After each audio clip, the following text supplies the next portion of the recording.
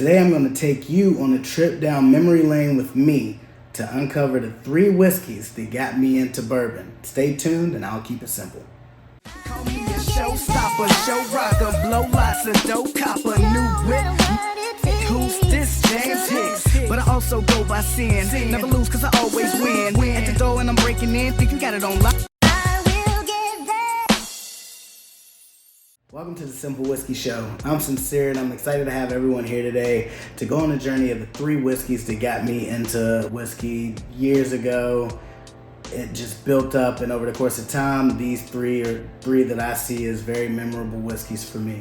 I'll start with a disclaimer. By no means am I an expert, a connoisseur, a sommelier.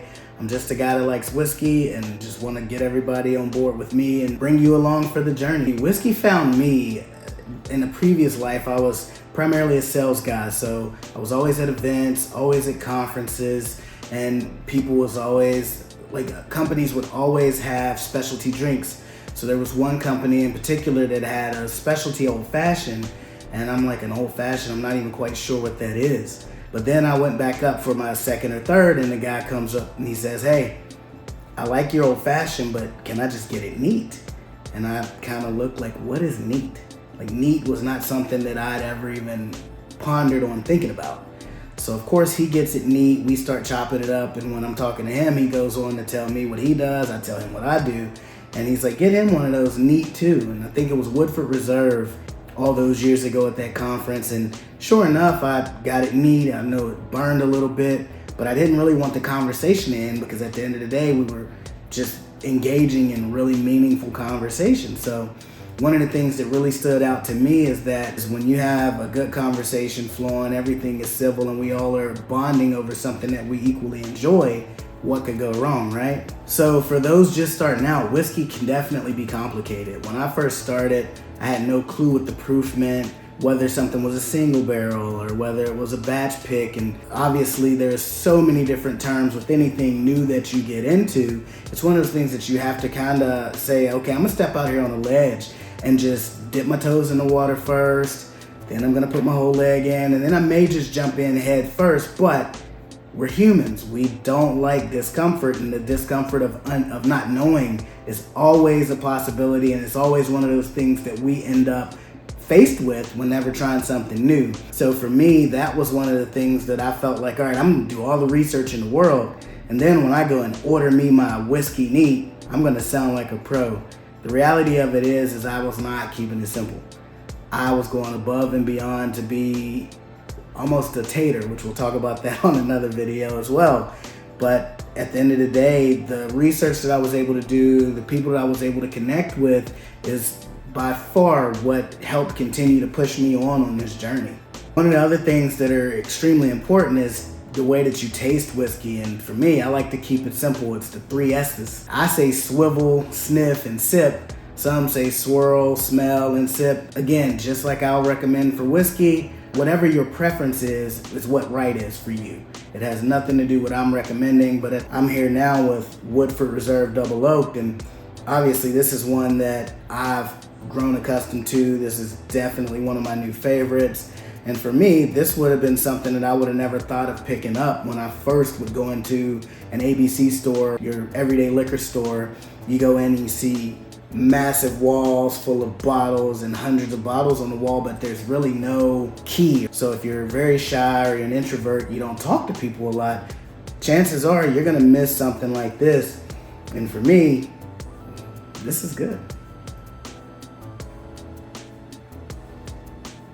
They always say there's nothing like your first. All right, get your mind out of the gutter. I'm talking about whether it be your first job, whether it be your first grade teacher, but your first bourbon, your first whiskey that really gets you on that journey. And for me, it was this one here. Buffalo Trace is one that for me, I had a friend that can get it at a commissary, no problems, no questions asked. I had no clue that this was what's considered an allocated bottle, which means as it drops, you'll be able to go get it from a store only if that store's carrying it. It may be a special release. Like, chances are you're not gonna find this bottle more often than not nowadays. It could have very well been plentiful years ago, but I wasn't in the bourbon game years ago, so I have no clue. the end of the day, go to a friend's house and he's making old fashions with this. And this just takes me again back to that conversation that I'd had at the conference. Somebody sitting there saying, hey, try this. This is great. I take a sip of it and I'm like, oh wow, this is even more amazing than what I anticipated based off of the Woodford one I'd had. Where can I get this? So I go and try to find me a bottle, and we'll go to where I go next on the second pick, which is how I got my second pick, was after going on this one. But a little bit about this one. Buffalo Trace is one of those ones that's not crazy high in proof. It's a 90 proof. Usually I can get it around $30 when they do have it on the allocated buys. Consider this one here a daily drinker for me, but that's only if I have a backup bottle. You can see that this bottle's unopened, so that means this is my backup bottle. I do have a couple of samples over in the cabinet that if anyone comes over and wants to at least try some Buffalo Trace that may not have had it, I'll keep some on deck for that purpose. But at the end of the day, I'm not gonna crack this one until I get a backup. Some of you guys may go to your local Total Wine and have a whole shelf of Buffalo Trace, but that's just not the case based off of where I live. So for me, it's whenever the next drop comes, I'll run and grab me another bottle of this and then I'll be good to go. So just like I was saying earlier with the 3 S's, when you take a sniff or a smell and your swirl, doing it out of order, then your sip, there's whiskey terminology that typically I was unfamiliar with in the beginning, which is the nose. And the nose is what aromas do you get when you actually smell that whiskey in the glass. And when you're using a glass like this, which is a Glencairn, it has that cone-shaped nose to funnel up some of the smells so you can actually get a deeper scent on it. And one of the things that I've found over the years is that if I slowly hold my mouth open, I'll be able to get a little bit more on the nose than when I just have my mouth closed. So. And again, this is that Woodford Double Oak, but to go back to the one that really started it for me. So on Buffalo Trace, the nose I usually get is more of a caramel, a vanilla, and then on the taste, some of that caramel does bleed through, but then the finish, to me, it's not quite as long of a finish as what you get on something like a Woodford Double Oak or even a Blanton's or Eagle Rare, but it does leave you wanting a little bit more, so you do go back in for that second sip. Whereas there's some whiskeys that you get that first sip and that finish is like, all right, I just can't take it. And there's one behind me, I'm looking up here at my monitor, but you can't see it on camera. Good, I'll do a video about the one that just doesn't do it for me. A lot of people like it. I'll probably get a lot of hate in the comments. It is what it is, but that's one of the ones that, again, my preference is whatever I like, what you like, you like.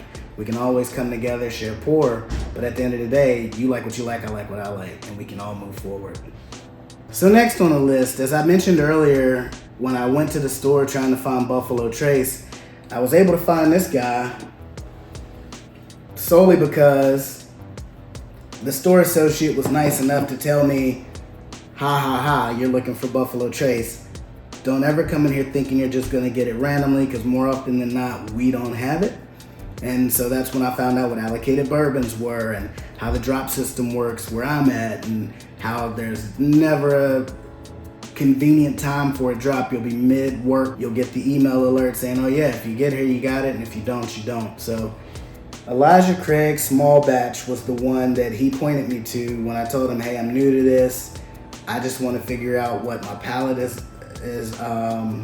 I just want to figure out my palate, figure out what I like. And at 94 proof, it's not crazy hot.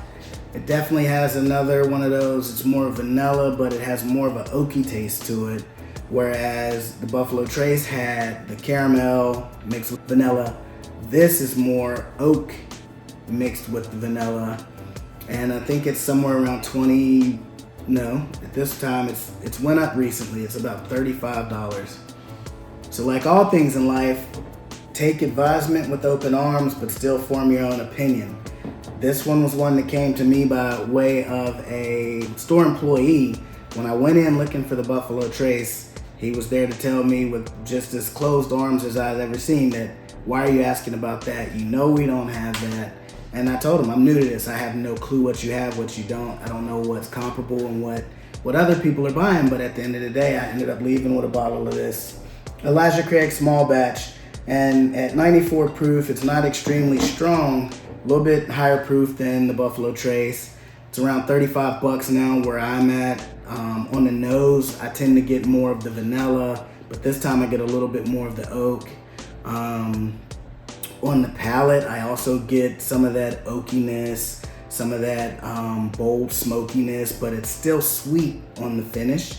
And that's one of those that I consider a daily drinker. As you can see how much is left in this bottle.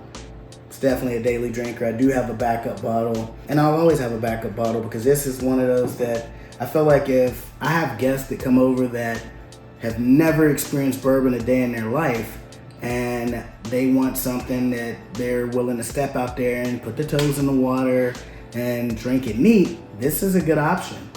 Obviously the Buffalo Trace is an amazing option as well, but if I don't have an open Buffalo Trace or extra samples over in the case, then guess what? This will be one of the ones that I would go to, and then the next one will be the other that I would go to. This is one that I definitely heard of growing up, even Wild Turkey, Wild Turkey, Wild Turkey.